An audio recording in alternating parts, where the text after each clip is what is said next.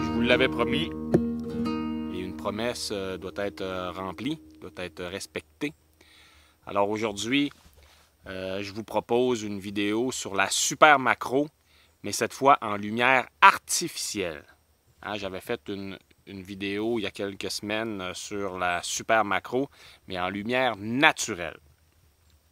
Puis ça a super bien marché, puis j'ai eu une demande spéciale pour y aller aussi avec la lumière artificielle. Fait que là, avant de commencer, juste préciser ce qu'on entend par super macro. Hein, ça ne veut pas dire que c'est de la macro qui est de super grande qualité, quoique c'est ce qu'on espère réussir. Mais quand on parle de super macro, c'est que là, on n'est plus dans la proxy. Hein, proxy, c'est avant le rapport de magnification 1 pour 1. Hein, quand on est dans du 1 pour 2, 1 pour 3, 1 pour 4, ça peut être de la lumière, ça peut être de la photo de proximité. Quand on parle de photo macro, il faut que le rapport de magnification offert par l'objectif soit du 1 pour 1. Mais il y a des objectifs, il y a de plus en plus d'objectifs maintenant sur le marché qui permettent d'aller au-delà du 1 pour 1, qui permettent de faire du 2 pour 1, du 3 pour 1, où il y a même l'objectif Canon, le MPE 65 mm, qui permet de faire, lui, du 5 pour 1. Alors aujourd'hui, on va être dans des rapports de magnification qui vont au-delà du 1 pour 1. Hein, même si c'est 1.5 pour 1, c'est de la super macro. Et c'est dans ce créneau-là qu'on va fonctionner. Ce qui est vraiment intéressant avec la super macro, c'est que ça permet vraiment, mais vraiment de voir nos sujets sous un tout autre jour. Ça permet de voir des détails qui sont vraiment étonnants, qu'on ne voit pas à l'œil nu. Alors pour ce faire, on va travailler avec l'objectif Laowa 60 mm. Lui, il offre jusqu'à 2 pour 1. 2 pour 1, c'est quand même du sport, là. Il faut vraiment avoir des bonnes vitesses d'obturation. Ça fait qu'on va travailler autour du 1/500e de seconde. On met les ISO le plus bas possible parce que là, évidemment, qui dit lumière naturelle dit on va travailler au flash. Puis l'ouverture, ben, je vais commencer à f5.6, mais là, on peut se permettre de fermer. C'est ça l'avantage de la macro en lumière artificielle versus la lumière naturelle. Hein? La lumière naturelle, plus souvent qu'autrement, moi, je suis obligé d'avoir des ouvertures assez grandes. Là, je travaille plus souvent qu'autrement à f4. Donc, ça offre une zone de focus qui est très courte. Avec une configuration en lumière artificielle, On est capable de fermer notre ouverture. Ça va élargir la zone de focus. Les insectes étant tellement petits que là, ça nous donne tout un avantage. L'éclair, ça donne une quantité de lumière vraiment importante en une fraction de seconde. Donc, c'est vraiment super pour être capable d'avoir des bonnes vitesses puis pour figer les sujets. Donc, ça permet d'éviter plus facilement, beaucoup plus facilement les flous de bouger que la lumière naturelle. Mais ça donne un effet, hein, quand on dit lumière artificielle, ça donne quelque chose qui est un petit peu, plastique. C'est pour ça que moi, je travaille vraiment plus en lumière naturelle qu'en lumière artificielle parce que j'aime plus le côté poétique qu'offre la lumière naturelle. Je trouve que la lumière artificielle, souvent, ça va donner quelque chose qui est plus documentaire. On va voir davantage de détails que la lumière naturelle, mais ça va moins stimuler l'émotion. C'est un choix artistique qu'on fait, un choix créatif. Qui dit on travaille au flash, dit moi je le mets pas sur la caméra, le flash, quand je travaille en lumière artificielle. J'aime ça que l'éclair soit déporté. Puis pour qu'il soit déporté, je le mets sur un simple petit trépied que je vais placer à côté de mes sujets. Puis là, je vais être capable d'avoir une lumière qui est moins projetée directement sur mon sujet, puis qui va avoir tendance à écraser le sujet. En l'ayant de côté, bien, ça va quand même permettre des effets créatifs plus intéressants. Je travaille aussi jamais avec l'éclair non diffusé. Donc ici, j'ai un diffuseur, ça c'est le Gariform. Ça fait que ça va quand même adoucir la lumière artificielle qu'on va projeter sur nos sujets. Pour parvenir à avoir le flash comme ça à côté, hein, ben là, je travaille avec un contrôleur à distance. Là, je ne me rappelle pas c'est quoi le terme exact, là, mais c'est le Godox X Pro S. Fait qu'on en visse un sur la caméra, puis on visse l'autre ici sous le flash. Ça permet de travailler le flash de manière automatique, mais aussi de manière manuelle.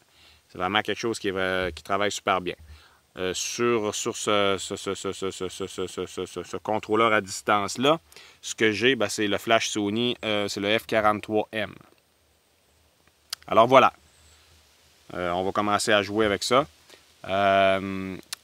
Juste peut-être pour qu'on se comprenne bien, parce que je l'ai expliqué dans les autres vidéos, mais là, si vous êtes nouveau sur ma chaîne et que vous ne m'avez pas entendu parler des rapports de magnification dans les autres vidéos, juste préciser que quand je parle de rapport de magnification de 1 pour 1, de 2 pour 1, c'est la grosseur. Admettons qu'on a un sujet qui mesure 1 cm dans la réalité. Sur le capteur de la caméra, il doit faire 1 cm aussi. C'est ça quand on parle d'un rapport de magnification de 1 pour 1 et quand on entre dans la macro. Quand on entre dans la super macro, le 2 pour 1, bien là, le sujet dans la réalité, admettons qu'il mesure 1 cm, sur mon capteur, il va être rendu à 2 cm. Ça va le grossir encore plus. Alors voilà, maintenant ce que je vais faire, c'est que je vais vous parler par l'entremise du micro de la caméra. Ça fait que vous allez voir exactement ce que je fais pendant que je travaille. Juste encore une fois préciser, bon là j'ai un trépied pour mon flash, mais j'en ai pas pour la caméra. Là ça va être, on va travailler ça à main levée.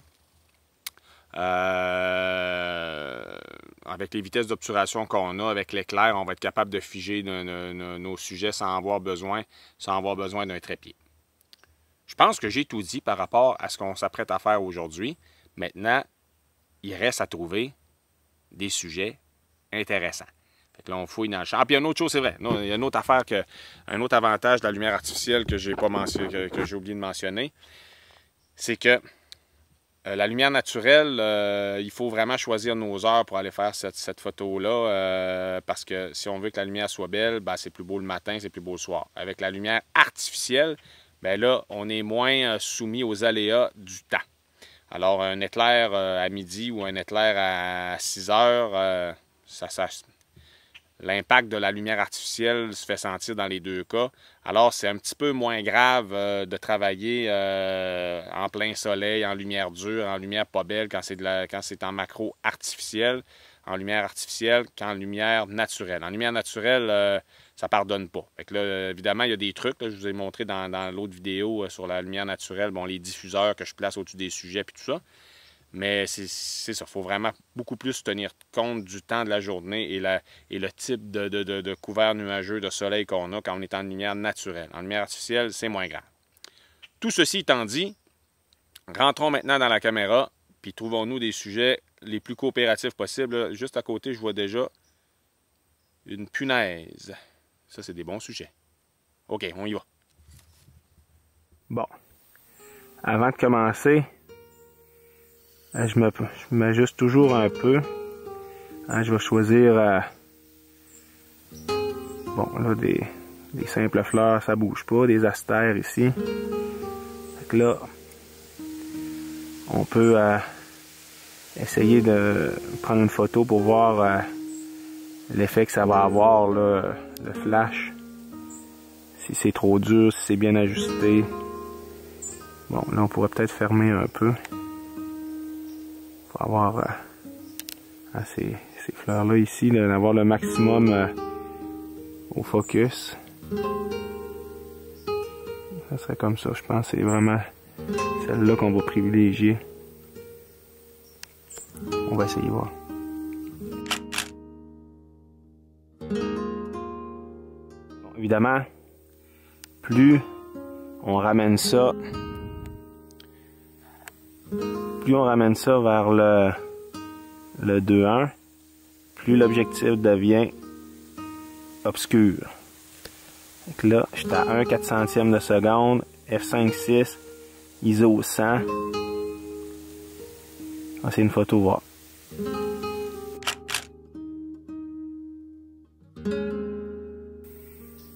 Bon, là j'ai trouvé des genres de punaises. Ça fait quand même des bons sujets.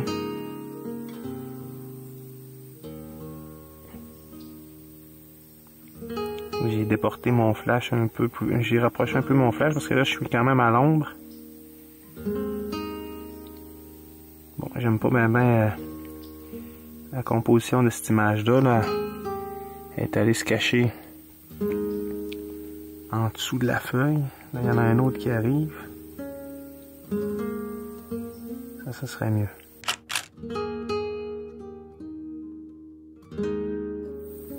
Bon, là, je suis engagé dans un jeu du chat et de la souris. Elle n'est pas très coopérative. Elle est toujours... Il y a quelque chose d'autre qui bouge, je sais quoi. Elle est toujours dissimulée. Oh, je sais pas trop c'est quoi ça. Quoi? Ah, des fois, il faut garder l'œil ouvert sur ce qui est autour. J'essaie de vous le montrer. Ça a l'air d'être une larve de je sais pas trop quoi là.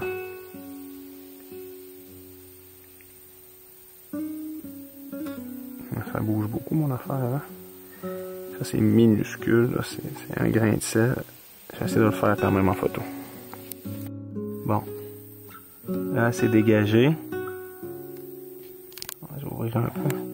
Fait que là je travaille en 1/400e de seconde. Ouverture f5.6. ISO 160. Là, comme je vous disais, j'étais quand même à l'ombre. Le flash il est en... Il est 1 pour 1. Il est à peu près à pleine puissance.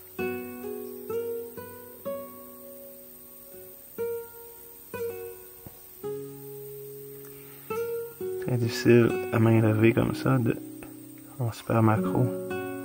Il va faire de quoi qui bouge pas trop. Bon, celle-là, je vais là. Bon, j'aime pas beaucoup comment elle est placée, tu sais. Du dessus.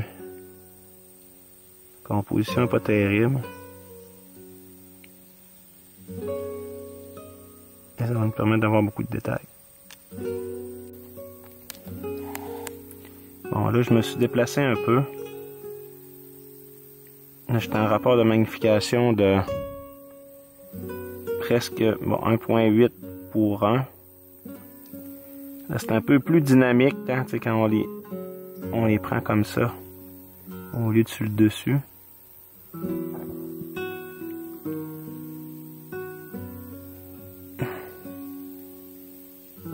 J'aime mieux ça, mais bon. J'aime mieux des diagonales, ça fait quelque chose de plus dynamique. On est quand même dans une horizontale. Un petit peu de vent, mais pas trop. Je vais essayer une photo.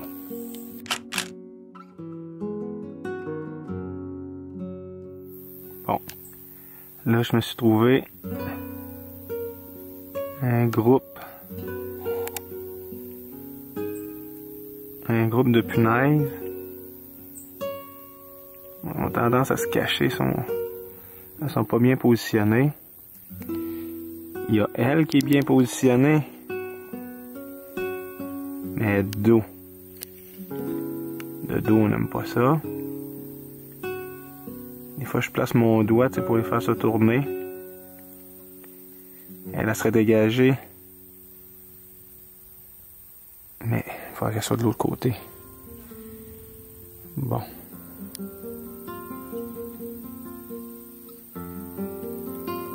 Elle aussi est mal placée. Il y en a une là. Elle est comme toute dans le foin. Et des fois, il s'agit d'attendre. On peut essayer.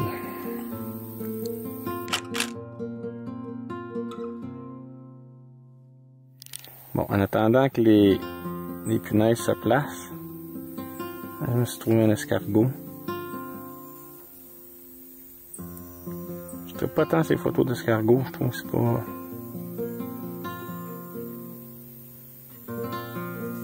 On va l'essayer pareil.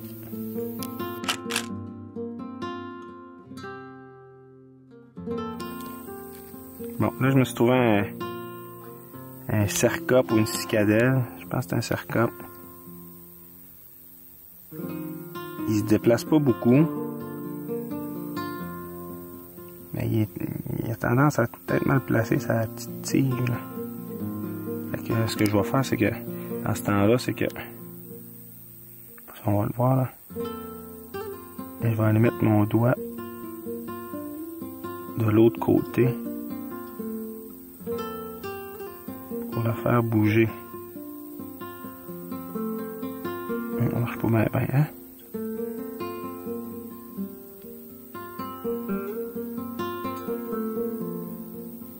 Ok, là il a bougé. Il est bien placé.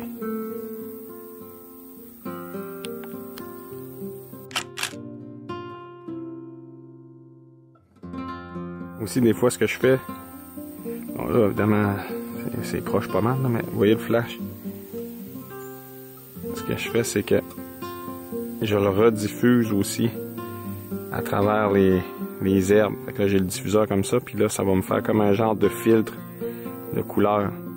Mon sujet, il est tout petit, là. Il est ici.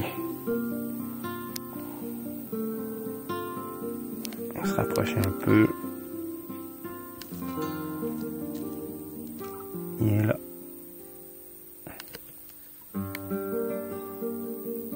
Et ça m'a donné une belle lumière, je trouve. J'ai réussi à le prendre avec beaucoup de détails dans les yeux.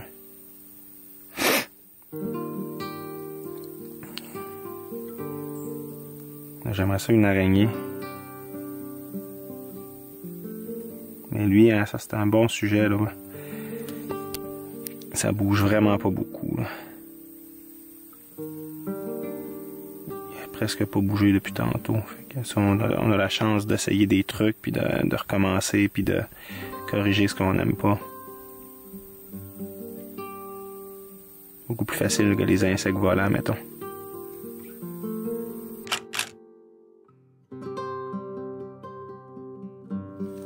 Bon, là j'ai trouvé une punaise qui est bien placée au sommet d'une feuille. L'arrière-plan il est dégagé. On peut faire une composition dynamique en se tournant un peu comme ça. On l'a vraiment de face. Là, je l'ai fait à 1/2 centième de seconde. F5.6. Rapport de magnification, je suis à un petit peu plus que 1 pour 1. 1.2, 1.3 pour 1. Je vais essayer de m'approcher.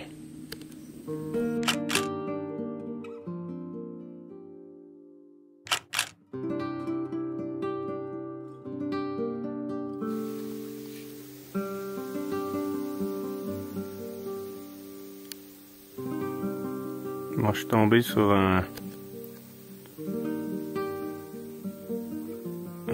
une place où il y a quand même beaucoup de punaises.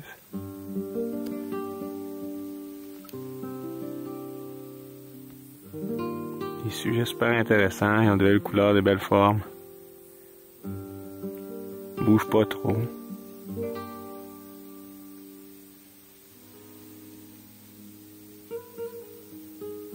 Là, comme ça, là. Il laisse le temps quand même de faire une photo, là.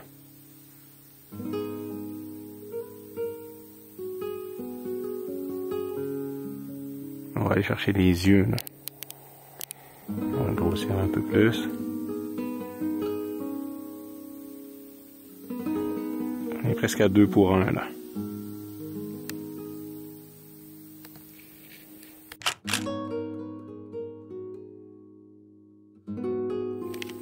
Bon, là, j'ai trouvé une syrphidée. Les diptères sont le fun.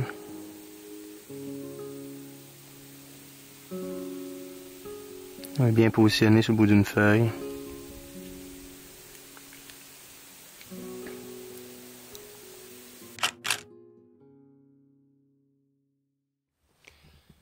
Bon, et bien voilà. La mission est accomplie. J'ai réalisé quand même plusieurs photos. Oups, il y a une punaise qui vient d'apparaître là. J'ai réalisé quand même plusieurs photos en lumière artificielle, super macro. Ah, tabarouette. Oh non, c'est juste un exuvie.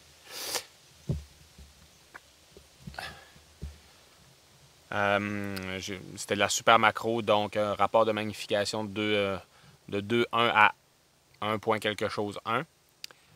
On a utilisé bien sûr un flash pour ce faire, un flash diffusé, déporté. J'en ai fait un bout aussi avec le flash sur la caméra, mais mon flash, je suis capable de l'orienter, de donner différents angles pour ne pas avoir vraiment trop l'éclair direct sur le sujet. Pour faire de la super macro, on aurait pu aussi utiliser, je n'ai pas parlé en intro, là, mais on aurait pu utiliser des bagues d'allonge, des bonnettes, des trucs comme ça, mais moi j'aime pas ça. J'aime vraiment mieux utiliser un objectif dédié à la super macro. C'est vraiment, c'est évidemment un peu plus cher l'objectif dédié à la macro, mais les résultats sont quand même mieux qu'avec des bagues d'allonge puis avec des bonnettes. Bon, bien sûr, pour commencer, si vous voulez voir si vous aimez ça, là, vous pouvez commencer à travailler avec ça. Puis après ça, si vous voulez avoir un petit peu plus de qualité, là, vous allez avec un objectif qui fait de la super macro. Puis en plus, on aurait pu, je ne l'ai pas fait, mais on aurait pu jouer avec ça, plus un objectif super macro pour aller encore plus loin que le 2 pour 1. On peut aller faire du 3 puis du 4 pour 1. Alors voilà, regardez, là je vais mettre les photos que je trouve les plus intéressantes que j'ai réalisées en ce jour. J'espère que vous allez apprécier. Sinon, abonnez-vous, pas sinon. Hein? À l'issue du visionnement, abonnez-vous à ma chaîne.